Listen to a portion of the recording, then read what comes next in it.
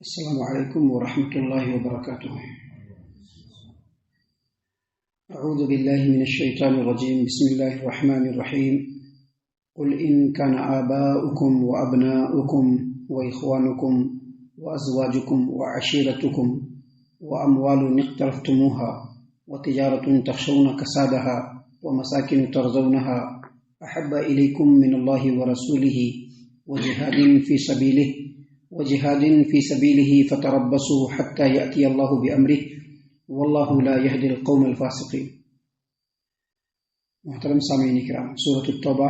سورہ نمبر 9 اور اسی سورۃ سے آیت نمبر 24 آپ کے سامنے تلاوت کی گئی۔ سامعین کرام، صحیح البخاری کتاب الایمان باب حلاوت الایمان حدیث نمبر 16، سیدنا انس بن مالک رضی اللہ عنہ روایت کرتے ہیں کہ نبی صلی اللہ علیہ وسلم نے فرمایا، تین خصلتیں، تین عادتیں جس آدمی کے اندر ہوں گی وہ آدمی سمجھ لو کہ ایمان کا مزہ چکھ لیا۔ پہلی خصلت اور پہلی عادت یہ ہے کہ اللہ اور اس کے رسول اس کے نزدیک تمام چیزوں سے زیادہ، اللہ اور اس کے رسول اس کے نزدیک تمام چیزوں سے زیادہ، انکلوڈنگ وہ آدمی خود، اس کی اپنی جان، اس کے پورے رشتے ناطے کنبے قبیلے، دنیا کی تمام چیزیں، ان تمام چیزوں کے مقابلے میں اللہ اور اس کے رسول اس کے نزدیک زیادہ محبوب ہو۔ دوسری خصلت یہ ہے کہ انسان اگر کسی سے محبت کرے تو صرف اللہ تبارک و تعالیٰ کے لیے، اپنی دنیاوی چاہتوں، دنیاوی ضرورتوں یا دنیا میں کچھ کام نکلا یا نکالنا ہے، اس چیز کو سامنے رکھ کر کے اگر کسی سے زیادہ محبت کرتا ہے یا یہ دل کو زیادہ بھاتا ہے تو یہ زیادہ محبوب ہے، تو یہ سب چیزیں شرعی اعتبار سے ایمان کی تکمیل کے لیے روڑا ہے، رکاوٹ ہے۔ نبی صلی اللہ علیہ وسلم نے فرمایا کہ جو دوسری خصلت ہے جس سے انسان ایمان کی حلاوت اور چاشنی اور شیرینی کو پا لے گا، وہ دوسری چیز وہ یہ ہے کہ انسان کسی سے بھی محبت کرے تو صرف اللہ تبارک و تعالیٰ کے لیے محبت کرے۔ حب فی اللہ بغض فی اللہ، یعنی محبت بھی اللہ کے لیے اور اگر کسی سے بیزاری ہے تو وہ بھی اللہ کے لیے ہونی چاہیے۔ سامعین کرام، تیسری خصلت جو نبی صلی اللہ علیہ وسلم نے بیان فرمائی وہ یہ کہ ایمان میں آنے کے بعد کفر میں جانے کو ایسے ہی ناپسند کرے جیسے آدمی آگ میں جانا ناپسند کرتا ہے۔ تو یہ ایک حدیث ہے جو بنیادی حدیث ہے۔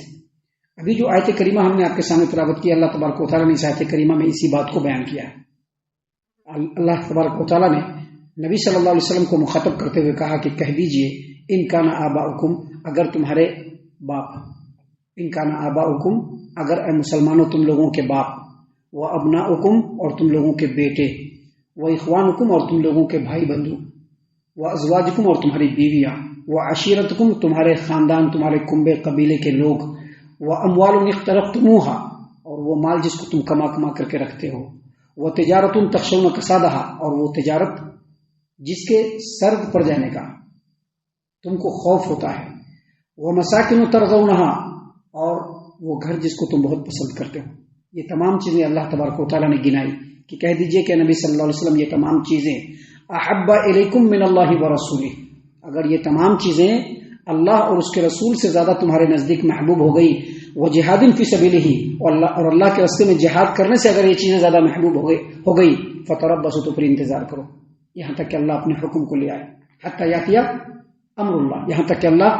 حتی یاتی اللہ بامرہ، یہاں تک کہ اللہ اپنے حکم کو لے آئے، اپنے معاملے کو لے آئے۔ سامعین کرام، اس آیت کریمہ میں جو چند چیزوں کو گنایا گیا ہے انسان کو اس سے فطری لگا ہوتا ہے۔ ابھی جب مسلمان ہوئے، مکہ سے مدینہ ہجرت کر کے آئے تو زیادہ تر صحابہ کرام ہجرت کر کے چلے آئے، موسٹلی چلے آئے، آلموسٹ چلے آئے، چند لوگوں کو چھوڑ کر کے۔ کیوں نہیں آئے؟ کیونکہ ابا ہیں، بیٹے ہیں، بیویاں ہیں۔ اب جن کے بیٹے، بیویاں، جن کے والد یہ سب اگر کافر رہ گئے یا وہاں پر مال و متاع ہے، آستی ہے، جائیداد ہے، تو وہاں سے چھوڑ کے آنا ان کو بہت مشکل لگ رہا تھا، بہت مشکل لگ رہا تھا۔ ابھی گھر بنا کر کے رکھے ہوئے، اس کو چھوڑ کر کے آنا مدینہ مشکل لگ رہا تھا۔ ابھی ان چیزوں کو دیکھیں گے اور ہم اپنے آپ کو دیکھیں گے تو ایسا لگتا ہے کہ ہم لوگ شاید مسلمانوں کے صف میں بھی نہیں ہیں۔ اہل حدیث ہونا تو بہت دور کی بات ہے، لوگ تو مسلمانوں کے صف میں بھی نظر نہیں آتے۔ جو مکہ کے اندر مسلمان تھے یا مکہ کے اطراف میں مسلمان تھے، زیادہ تر صحابہ کرام اپنے بیوی کو بھی چھوڑ دیا، بہت سارے سے صحابہ کرام ہیں، اپنے باپ کو بھی چھوڑ دیا، اپنے رشتے ناتوں کو بھی چھوڑ دیا، اپنے خاندان کنبے قبیلوں کو بھی چھوڑ دیا، سب چیز کو چھوڑ چھاڑ کر کے اپنی آستی کو چھوڑ دیا، چلتا ہوا تجارت ہے اس کو بھی چھوڑ دیا، لات مار کر کے چلا گیا مدینہ۔ اللہ تبارک و تعالیٰ نے کہا کہ آپ کہہ دیجئے کہ اگر تمہارے باپ، تمہارے بیٹے، تمہارے بھائی، تمہاری بیویاں، تمہارے کنبے قبیلے کے لوگ، تمہارے مال جس کو تم نے کما کر کے رکھا ہے،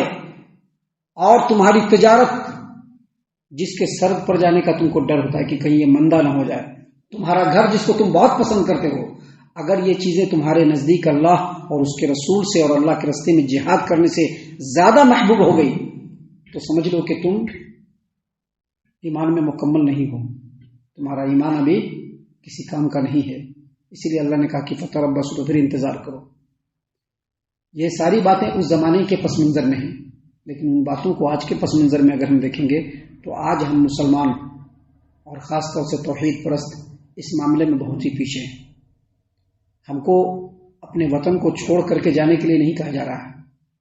ہم کو یہ نہیں کہا جا رہا ہے کہ تم اپنے وطن کو چھوڑ کر کے دوسرے جگہ پر نکل جاؤ، لیکن ہم اپنے وطن میں ہیں، پھر بھی اللہ تبارک و تعالیٰ کے حکموں کی تابع داری کرنے کے لیے یہ ساری چیزیں ہمارے سامنے روڑے کے طور پر آ جائیں۔ اگر ہم اللہ کے حکم کی پیروی کرنا چاہتے ہیں، اگر ہمارے سامنے ہمارے باپ کا مسئلہ ہے، ہم اللہ کے حکم کو پیچھے چھوڑتے ہیں، باپ کو خوش کرنے کی پہلی کوشش کرتے ہیں۔ اگر سامنے بیوی کا مسئلہ ہے، اللہ کے حکم کو ہم پیچھے چھوڑتے ہیں، بیوی کو راضی کرنے کی پہلی کوشش کرتے ہیں۔ بیٹوں کا مسئلہ آ جاتا ہے، اللہ اور اس کے رسول کے حکم کی تابعداری میں ہم کوتاہی ضرور کرتے ہیں، لیکن بیٹوں کے معاملے میں کوتاہی نہیں کرتے ہیں۔ تجارت کا معاملہ بھی ویسے ہی ہے، گھر کا معاملہ بھی ویسے ہی ہے، اور مال کا معاملہ بھی ویسے ہی ہے کہ ہر معاملے میں ہم لوگ اللہ اور اس کے رسول کے اطاعت و فرما برداری سے پیچھے ہیں۔ اللہ نے فرمایا فتربصوا، تو پھر انتظار کرو، حتی یأتی اللہ بامرہ، یہاں تک کہ اللہ تبارک و تعالیٰ اپنے حکم کو لے جائے، اور اللہ تبارک و تعالیٰ فاسق و فاجر اور نافرمان قوم کو کبھی بھی ہدایت نہیں دیتا ہے۔ تو یہ آیت کریمہ ہم لوگوں کے لیے بہت ہی اہم ہے، جس پر ہم تمام کو غور و فکر کرنا انتہائی ضروری ہے۔ ہم اللہ سے دعا کرتے ہیں کہ اللہ تعالی ہم تمام کو ان تمام باتوں کے اوپر خوب غور و فکر اور تدبر کرنے کے ساتھ ساتھ ان باتوں کے اوپر عمل کرنے کی بھی توفیق عنایت فرمائے، آمین۔ اللہ تعالی ہم تمام کو صحیح معنوں میں پکا سچا مومن مسلمان بنائے، اللہ اور اس کے رسول صلی اللہ علیہ وسلم کی اطاعت و فرما برداری کرنے والا بنائے، صحابہ کرام رضی اللہ عنہم کے طریقے پر چلنے والا بنائے، جنت الفردوس میں جگہ عطا فرمائے۔ اے اللہ ہم تمام کو جہنم سے پناہ دے، اے رب العالمین ہم تمام کو جہنم سے پناہ دے، اے مالک الملک ہم تمام کو جہنم سے پناہ دے، آمین یا رب العالمین۔ وما علینا الا البلاغ المبین۔ تبارك الذي نزل الفرقان على عبده ليكون للعالمين نذيرا